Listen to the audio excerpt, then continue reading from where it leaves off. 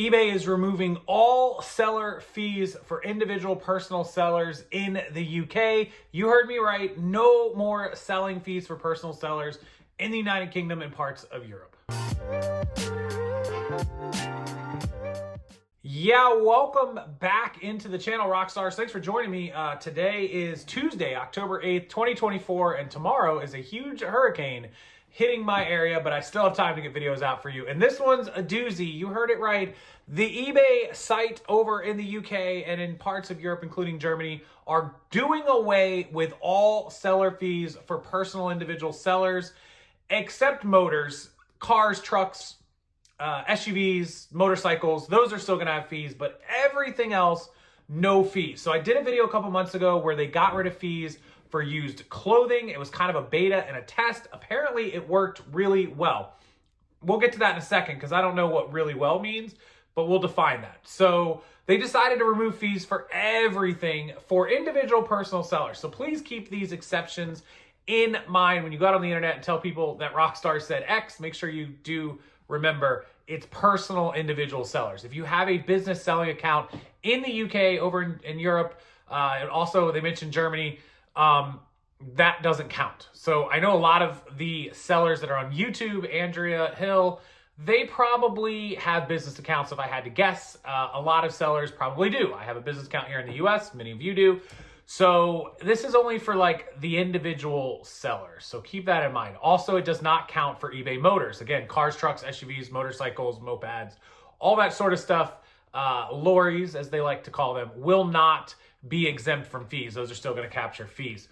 So when they say that it did well, they say that they doubled and tripled the amount of listings in just 1 month being put up on eBay. Because people knew there was no fees, so they said, well, might as well go ahead and list all this stuff. Again, individual sellers.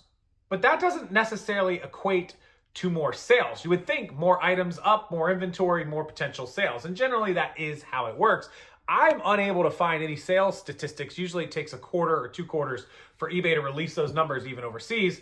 And I can't find any statistics saying the sales went up, only that the amount of listings increased, which is great. That's awesome for the platform. That's awesome for potential buyers to have more items to look through. And we would hope that the sales would go up. And I think that that is ultimately their goal. Now, they'll make money on eBay Motors. They'll make money on eBay Business. The individual sellers are going to lose all of those fees in hopes that the volume of people coming and buying stuff will cause them to make more money.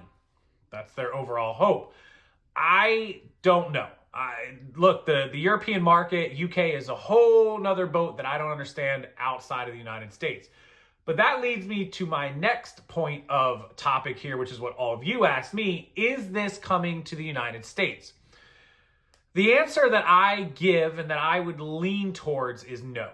Now, we've seen Mercari do away with seller fees and charge the buyer. We've seen now Poshmark just last week do the same exact thing. The seller fees reduced and spreading that cost out between the buyer and the seller. Now, let me make my point and why I think it won't happen.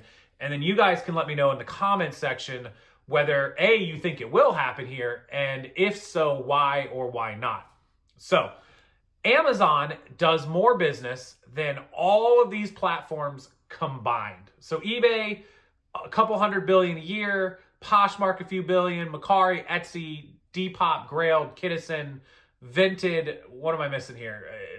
All those shops combined don't touch Amazon's $500 billion a year. I don't know if they touch half of that, maybe. With that said, there's a reason. Amazon takes care of their buyers at all cost. Under no circumstances would they ever have people come on to Amazon and have to pay for the right to buy an item. That is absurd. Imagine if tomorrow your statement of, I got it on Amazon, but I had to pay $4 extra to do it. Imagine how many people would stop shopping with Amazon, how many less items they would sell, and how their website would tank. It would tank. Now, take that same thought process and put it to eBay. If you had to go on eBay, which already struggles in a lot of cases to keep up with Amazon in any shape or fashion or form, and struggles to get people to buy stuff because people have this like weird thought process of eBay being like, oh, there's scammers on eBay and this and that. it's hard enough for eBay to secure those sales. Imagine if now you told everybody they had to pay $4 or $5 or $8 as a fee to buy. Because that's the only way they can make money. If they're not charging a selling fee, they have to charge the buyers an extra buyer protection fee, which remember, eBay already has a 100% guaranteed buyer protection. So they wouldn't be able to charge a fee for that. So what would they do if they got rid of the seller fees? It would be a crazy, crazy hit. Could they get rid of it for personal people? Well, sure, they could, but I guarantee they're going to have a ton of business owners open personal accounts. I mean, I would do it, right? Just to get rid of the fees. I mean, that's drastic. Thousands of dollars a year. Nothing illegal about it. Nothing immoral. If they open it up, we're going to do it. I mean, hello. I can't see a world in which eBay goes that route. I could be wrong, but I highly doubt it. Will they try it in beta just to see?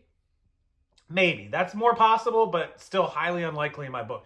I don't think they do it. I don't think they go that route. They realize that, separating those buyers or those sellers and buyers and forcing buyers to pay fees and the sellers it's a train wreck. Maybe over in Europe, it spurs that volume and that's what they're looking for. But they have that volume here in eBay. They have a ton of stuff. They don't have to kind of drum up business, drum up inventory. I think they have plenty of inventory. And I think that's why it will stay overseas and not make it here.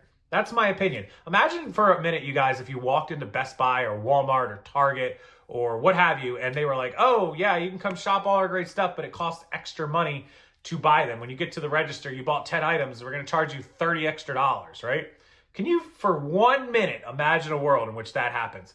That's Mercari and that's Poshmark right now. And I think it was drastic disasters by both of them. I've already seen a majority of people saying that Mercari has crashed for them. There's some of you who are exceptions who are going to comment on this video. My Mercari sales are awesome. You are the minority. The majority, most 90% or more of people's Mercaris have tanked. And I'm getting the same exact text and emails and messages from people about Poshmark in just 1 week's time. After the next couple of weeks, I'll get more, I promise you. So if your sales are doing good on Mercari and Poshmark, consider yourself lucky.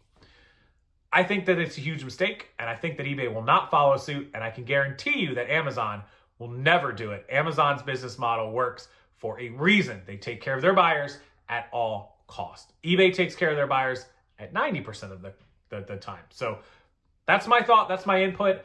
For all of you over in the UK, if you could comment and leave me some feedback about what it is you like about it or don't like about the fees, whether eBay's trying to make fees on buyers or the other side, give me some more information. I'll link this story below. Again, this is only for UK, Europe, and I believe also Germany and maybe a couple other European countries. And it's only for personal individual, not business accounts.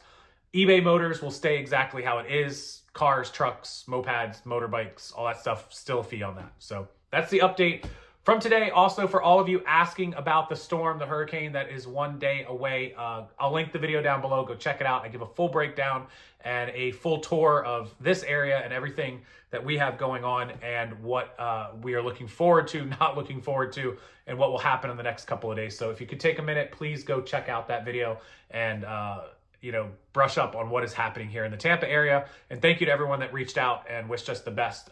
I will keep you updated as much as possible. If we lose power, we do have power inverters, we have backup batteries, we have generators in the neighborhood block. We should have no problem having access to our phones and computers. And hopefully if the Wi-Fi is down, we can get on hotspots and internet from Verizon Cellular or T-Mobile, whatever we have. And we'll be able to be in touch with you guys and update you throughout the rest of this week. Landfall is late Wednesday. That's tomorrow, midnight, 1, 2 a.m. overnight. They're even saying maybe early morning. So that's what you can expect, that we will lose that power. And I will try to live stream on Instagram and TikTok and keep everyone in the loop. So thank you guys so much for the outpouring of support. And hopefully I'll see you right back here in this house the rest of the week.